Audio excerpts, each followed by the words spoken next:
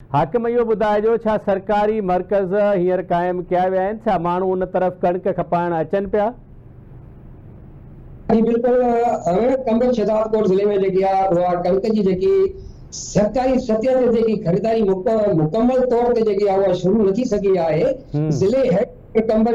समेत जेके ज़िले जे अहम शहरनि में जेकी आहे जंहिंमें शहजादकोट आहे, अवार आहे, मीरो खान आहे, ॿियनि हंधनि ते जेकी आहे ख़रीदारी न पई कई वञे। थोरा खाते जेके तरफ़ां जेको आहे ज़िले जे